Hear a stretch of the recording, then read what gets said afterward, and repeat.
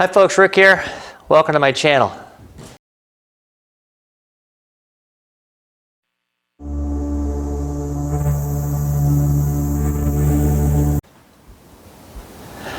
Alright, well today we're going to be installing some new gas shocks on my 66 Mustang. I got these KYB gas adjust shocks that I think are going to be good. I wanted just nothing performance necessary. I'm just looking for a good stock replacement, a good quality gas shock, and I think this is going to be the ticket. One thing I do want to mention though, these are KYB gas adjust shocks. They are not adjustable. You really got to do some research when you're looking at this thing. I knew that ahead of time. I don't want adjustable shocks. But the name is KYB gas adjust. That kind of tells me that they're adjustable. They are not adjustable. I think I didn't do a whole lot of research. I think you can send these out and have them adjusted, but they're not user adjustable. So just keep that in mind if you choose to get these ones here. But pretty good shocks, I think. They're going to be a nice gas shock. Should give me a good ride. I'm just looking for more of a stock, comfortable ride. You know, nothing fancy with it. Comes with any bushings, all the bolt hardware you need. So it should be a pretty easy installation if everything goes good. So yeah, let's get after it. All right, folks, before we get set up, ready to move our shock here on the front, you want to make sure you've got a jack here supporting your lower control arm here. What you're doing here, I've got mine up on blocks here on jack stands. This is not what you want to do to remove your shocks. I'm doing a bunch of other stuff. So if you roll your car in the garage here, you just want to, put your jack underneath your lower control on there, jack it up just high enough to get the wheel off. I recommend getting the wheel, just make it easier, and you're in good shape. If you happen to have it up on like this thing right here, this whole thing right here will sag all the way down if it's not supported, and the only thing that's holding it up is your shock. And if you unbolt that, this whole thing is just going to come loose on you. It's going to be a disaster, and you can get hurt really bad. So if you are doing it like this, you still have to have this thing, a jack stand here supporting it and lifting this up, taking the pressure off your shock before you remove it. But if you're doing it in your garage, just roll it in, stick the jack under, lift it up just high enough to get your wheel off, and we're in good shape. So now let's go ahead and remove our shock. Okay, so first thing we want to do here, I like to start on the top here, having problems here getting the light on. But we have our shock sitting here up on the shock tower. And again, we've got the lower control arm jacked up, so we have no pressure on this. So we're going to go ahead here and just remove these two bolts, and we'll move down to the next section. So let's get set up and do that. All right, so I'll move these off here. Hopefully you can see this. It's pretty simple here. It looks like it's a 1/2 inch here. Let's take these off, loosen them up here. Hopefully it'll come out nice and easy.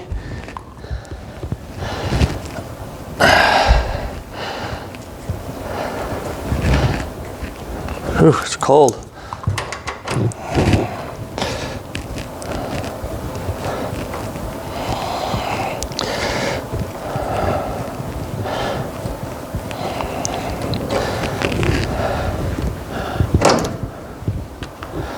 Hey.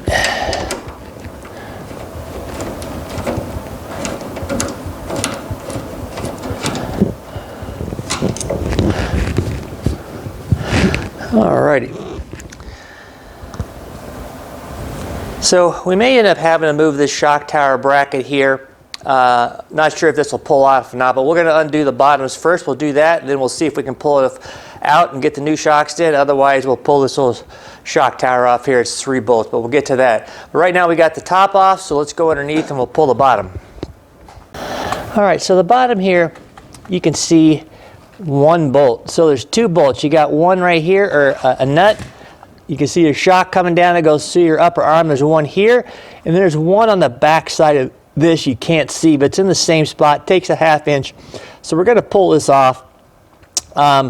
you just want to keep an eye on. You're going to have like a washer, and you're going to have a little rubber bushing right there. Keep an eye on that. Your new shock should have all that stuff. But let's go ahead and I'm going to pull this off. I'm not going to be able to show you how to do this. There's no room to get in here, and you're not going to see the back one. It's just, but remove this nut, remove the one on the other side, and we're good to go. So let me get that done.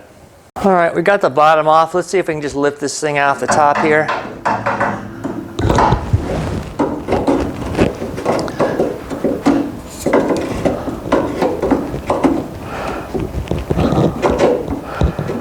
All right.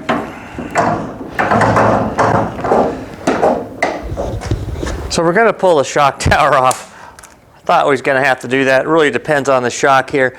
But the shock tower here, you can see these bolts here. It's hard to see. You got one here, there's one there, and one down here. So it's just half-inch bolts. So I'm going to go ahead and remove that. You're not going to be able to see, but let me get that there and we'll pull the shock out.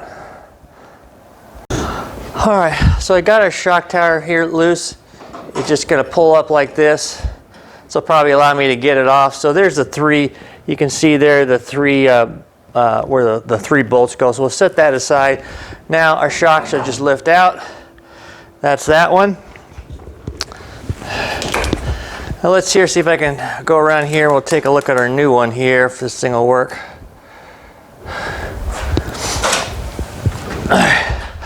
So this is our new one here we're going to stick on.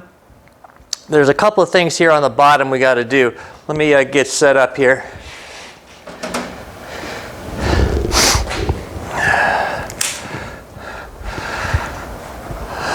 So we got bad lighting. So when we stick this thing on here,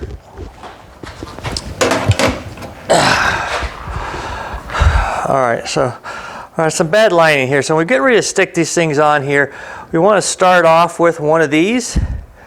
Put it on there. We'll stick them on both sides. This little, you got a flat side and you got a little protrusion. You want the protrusion down in this particular example. Then what we're going to do is stick this in.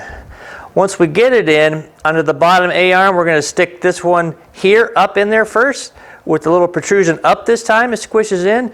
Then you're going to want a flat washer. Then you're going to want your lock washer and then your nut. So that's how we're going to do it. So I've got these in. I'm going to drop it down the bottom. We'll see if we can get these on. All right, folks. You're probably not going to see this, but I thought I'd just go ahead and show you here. But you do got these screws here. Again, you got one of those things that came down on this side. There's one on that side. You can get to it here from the bottom pretty easy. But we want to start off here by sticking this rubber on like we did the top. We'll stick that pointy end up. And of course it won't stay. So we'll stick this here. If you're seeing this, I can't see. We'll stick this little ridge up, then this washer, then our little lock washer and our nut, and see if we can get all this in here at the same time.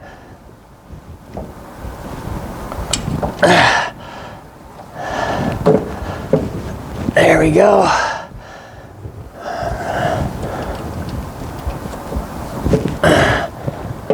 There we go. Let's see if I can get that thing started. That's going to be a trick without dropping all this stuff.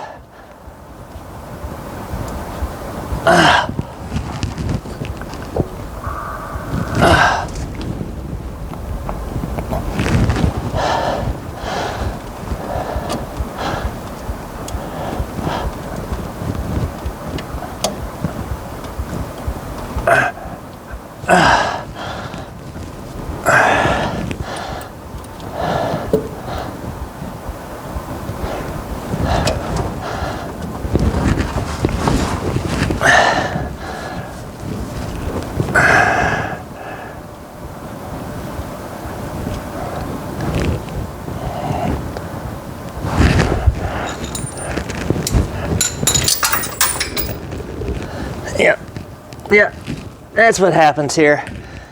So, you gotta have 3 or 4 hands here in order to get this in there.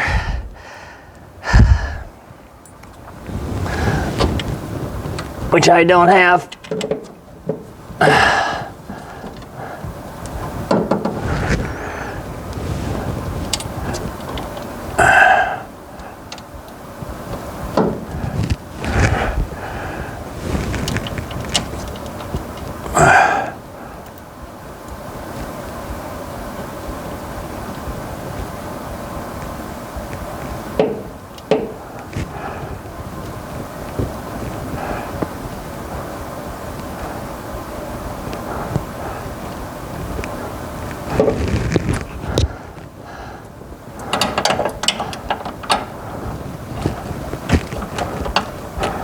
All righty.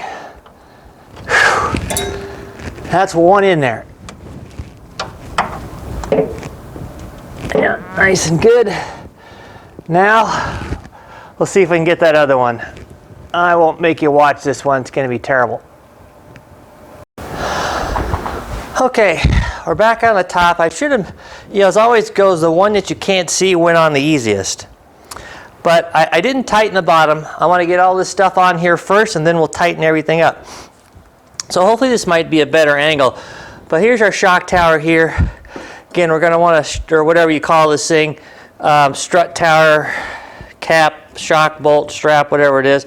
We want to go ahead and, oops, not do that.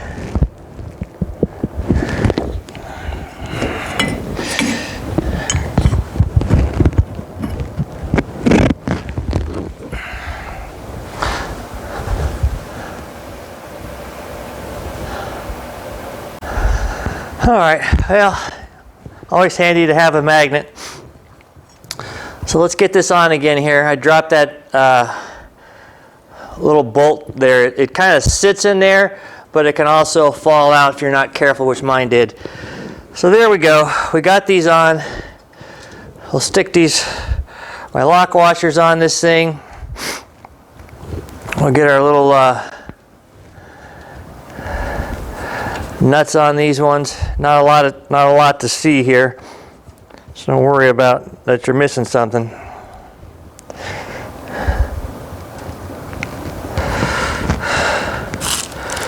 I really need another washer. Would be nice. Oh, well. It's got a washer on it already.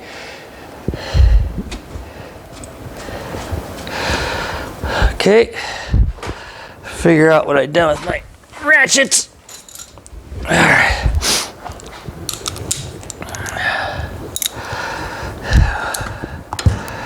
Zip this on.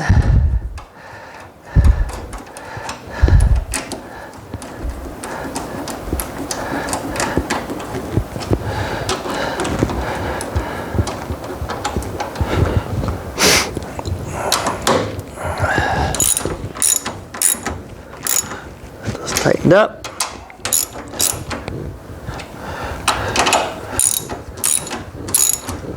Okay, got our shock tower on. Now we're going to sit here, try to twist our shock a little bit. This is a gas one, so it's going to be a little bit difficult to press down a little bit. We'll get this started.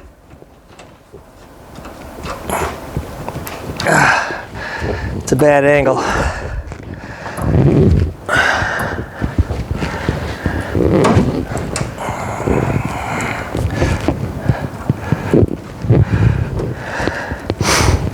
right, I'm going to let my jack down just a hair. There we go. Now we can put these on.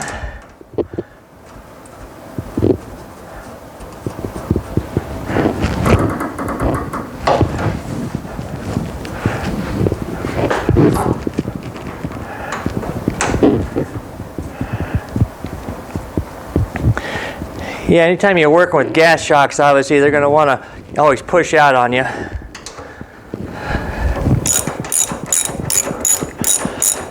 Now we'll go ahead and tighten these up. And when we get done with these, we're going to go ahead down the bottom and tighten those ones up on the bottom too.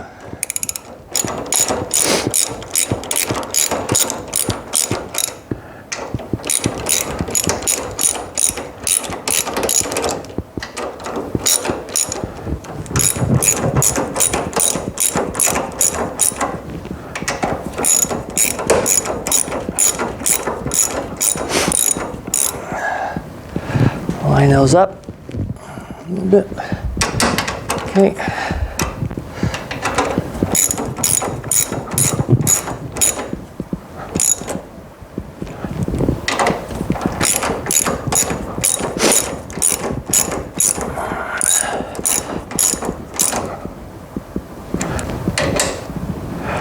All right. That is it. We're just going to go down the bottom and snug those ones up on the bottom, and then that's it. Going to go do the other front side, and then we'll move to the back and we'll see how that works. So pretty easy doing this. This will make a nice upgrade too. All right, so folks here, so on the rear shocks here, I've got my rear end jacked up. I got it supported here by some jack stands and stuff. I got my wheel off. I thought this was easier for me, but as long as you can get under here, we just got to get this one bolt here off underneath, and of course you got to get it back in. So we're going to do this one here. I'm going to take this one off. I got it soaking right now, and then we're going to get up there on the top and get the other side of this one, and we'll get these off. All right, folks, so the top part of your shock here, you can see this is a little plug. It sits right here. You can see where this is going in. There's a plug right there.